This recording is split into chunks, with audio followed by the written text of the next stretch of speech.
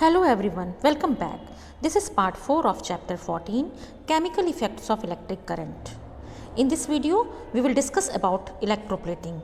Let us start the video. Electroplating.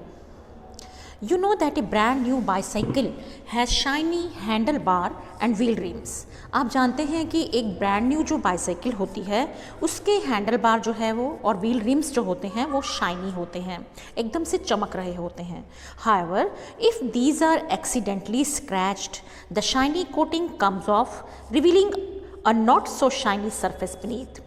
लेकिन अचानक या किसी एक्सीडेंट के द्वारा उस पर स्क्रैच पड़ जाते हैं तो वो जो शाइनी कोटिंग होती है वो उतर जाती है और नीचे से उसके नीचे जो है एक नॉट सो शाइनी सरफेस जो है वो बाहर हमें दिखाई देने लगता है. उसके नीचे जो है वो जो सरफेस होता है वो इतना शाइनी नहीं होता.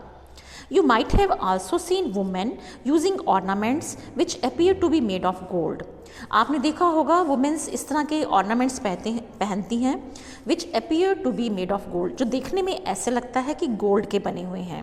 However, with repeated use, the gold coating wears off, revealing silver or some other metal beneath. लेकिन बार बार यूज़ करने के बाद वो जो गोल्ड की कोटिंग होती है वो उतर जाती है और उसके नीचे सिल्वर मेटल या फिर कोई और मेटल जो है वो नज़र आने लगती है. इसका मतलब क्या हुआ कि वो जो गोल्ड के ऑर्नामेंट्स दिखने में लगते हैं वो एक्चुअली में गोल्ड के होते नहीं हैं. उसके नीचे कोई दूसरी मेटल होती है, कोई चीप, जैसे गोल्ड तो बहुत प्रीशियस मेटल है तो सभी लोग जो हैं इसको अफोर्ड नहीं कर पाते.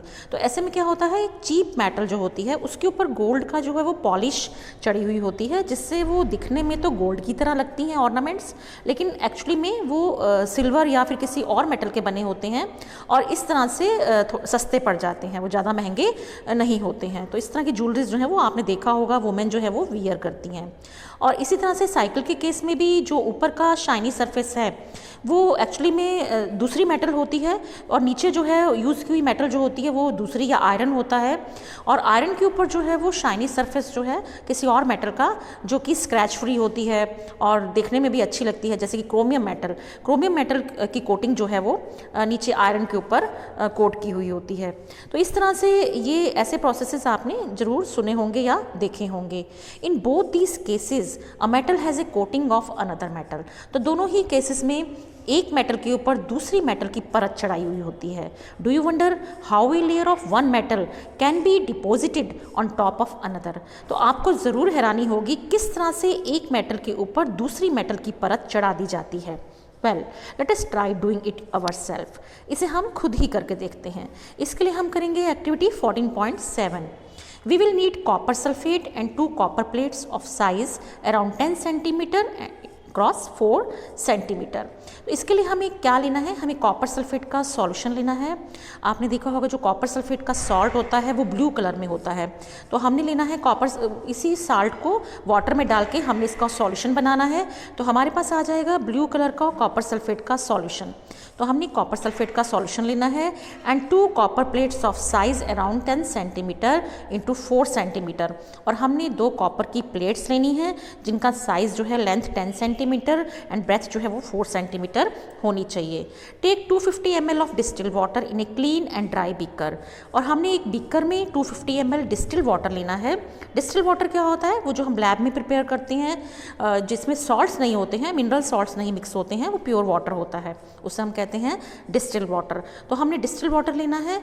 Dissolve 2 teaspoonfuls of copper sulphate in it.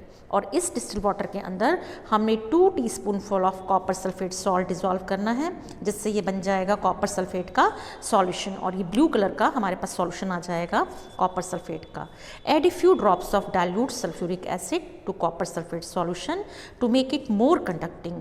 और इस कॉपर सल्फेट के सॉल्यूशन को और भी गुड कंडक्टर बनाने के लिए हम इसके अंदर कुछ ड्रॉप्स डाइल्यूट सल्फ्यूरिक एसिड की डाल देंगे जिससे ये सॉल्यूशन जो है वो इलेक्ट्रिसिटी और अच्छी तरह से कंडक्ट करेगा. Clean copper plates with sand paper. Copper plates को हमने सैंड पेपर से अच्छी तरह से क्लीन करना है ताकि उसके ऊपर किसी तरह की कोई लेयर ना हो. Rinse them with water and dry them. Connect the copper plate to the terminal of a battery. हमने कॉपर प्लेट को बैटरी के टर्मिनल्स के साथ कनेक्ट करना है and immerse them in copper sulphate solution. और फिर उसको हमने कॉपर सल्फेट के सॉल्यूशन में डिप कर देना है एज शोन इन फिगर. तो ये आपको फिगर में दिखाया गया है. यहाँ पे फिगर में आपको ये कॉपर सल्फेट का सॉल्यूशन दिखाया गया है ब्लू कलर का। ये कॉपर की प्लेट्स दिखाई गई हैं और ये कॉपर की प्लेट्स जो हैं वो यहाँ पे टर्मिनल, बैटरी के टर्मिनल के साथ अटैच हैं। जो प्लेट जो है वो बैटरी के पॉजिटिव टर्मिनल के साथ अटैच है वो पॉजिटिव टर्मिनल हो गया, और जो नेगेटिव टर्मिनल के साथ अटैच है वो यहाँ पे नेगेटिव टर्मिनल हो गया। और इस फिगर में दिखाया गया है कि आपको ये बैटरी के टर्मिनल्स दिखाए गए हैं। This is the positive terminal of the battery, this one is the positive terminal and this is the negative terminal of the battery. और यहाँ आपको दिखाया गया है कि यहाँ नीचे जो है वो आपको बताया गया है कि कॉपर प्लेट्स जो हैं वो कॉपर सल्फेट के सॉल्यूशन में डिप हैं। तो ये आपको कॉपर सल्फेट का सॉल्यूशन यहाँ पे शो किया गया है और ये कॉपर प्लेट्स हैं और इनको बैटरी के टर्मिनल्स के साथ जो है वो अटैच किया गया है। तो इस तरह से ये एपरेटस जो है वो सेट किया गया है जो कि शो कर रहा है a simple circuit showing electroplating. तो किस तरह से हम इलेक्ट्रोप्लेटिंग जो है इस सेटअप के साथ यहाँ पर होगी, इस तरह से इलेक्ट्रोप्लेटिंग यहाँ पे होगी। Allow the current to pass for about 15 minutes, आपने 15 मिनट्स तक करंट को पास करने देना है। Now remove the electrodes from the solution and look at them carefully. अब आपने इलेक्ट्रोड्स को सॉल्यूशन से रिमूव करना है और उन्हें ध्यान से देखना है। अब इलेक्ट्रोड्स कौन से हैं? यही कॉपर की प्लेट्स जो हैं वो इलेक्ट्रोड्स हैं जिसमें से इलेक्ट्रिसिटी कंडक्ट हो रही है और सॉल्यूशन में जा रही है। Do you find A coating over it? तो क्या इलेक्ट्रोड्स पे आपको कोई कोटिंग नजर आएगी? What colour is the coating? किस कलर की कोटिंग होगी? Note down the terminal of the battery with which this electrode is connected when electric current is pass through the copper sulphate solution. तो आपने ये सब बातें नोट करनी है। आपकी ऑब्जर्वेशन क्या होगी? Do you find A coating over it? आप देखेंगे कि इस जो रॉड पे जो है वो आप इस मेटल के ऊपर, इस कॉपर प्लेट के ऊपर आपको कोटिंग नज़र आएगी। तो और क्या करना है आपको? ऑब्जर्वेशंस क्या होंगी और आपकी? तो यहाँ पे आपकी ऑब्जर्वेशन होगी, आपको कोटिंग नज़र आएगी। किस टर्मिनल पे नज़र आएगी? नेगेटिव टर्मिनल पे। ये किस टर्मिनल पे है? नेगेटिव टर्मिनल पे जो है वो आपको कोटिंग नज़र आएगी मेटल की। और आपको क्या ऑब्जर्वेशन होंगी आपकी? आप देखोगे colour, what colour is the coating? Coating का कलर क्या होगा? कॉपर का कलर जो होगा वो कोटिंग का कलर होगा।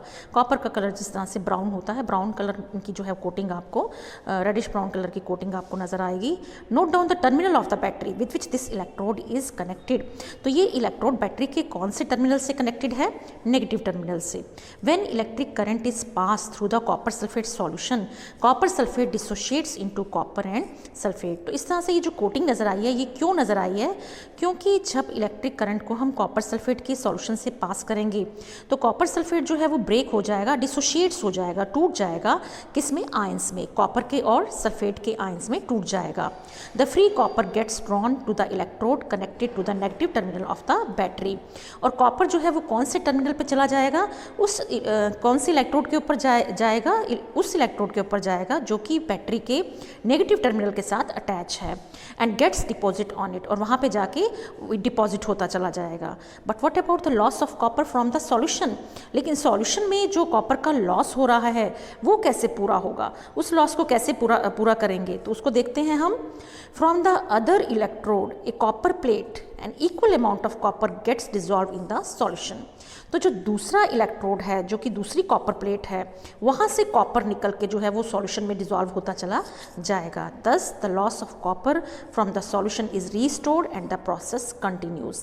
तो इस तरह से जो लॉस सॉल्यूशन में से कॉपर का हो रहा है, मीन्स सॉल्यूशन में से कॉपर के जो आयंस हैं जो नेगेटिव टर्मिनल की तरफ डिपॉजिट हो रहे हैं, नेगेटिव वाले इलेक्ट्रोड की तरफ डिपॉजिट हो रहे हैं, और दूसरी तरफ से जो पॉजिटिव टर्मिनल के साथ कॉपर प्लेट अटैच है उसका कॉपर जो है वो धीरे धीरे उसमें से सॉल्यूशन में डिजॉल्व होता जाएगा, और सॉल्यूशन का कॉपर जो है वो कहाँ जाता जाएगा? उस नेगेटिव टर्मिनल वाले इलेक्ट्रोड के ऊपर डिपॉजिट होता चला जाएगा। तो इस तरह से आपको यहाँ पे मैं एक बार और क्लियर कर देती हूँ कि किस तरह से सॉल्यूशन में से जो कॉपर के आयंस हैं, सॉल्यूशन से इस वाले कॉपर प्लेट के ऊपर डिपॉजिट होते चले जाएंगे जो कि बैटरी के नेगेटिव टर्मिनल से अटैच है और ये बैटरी के पॉजिटिव टर्मिनल से अटैच है।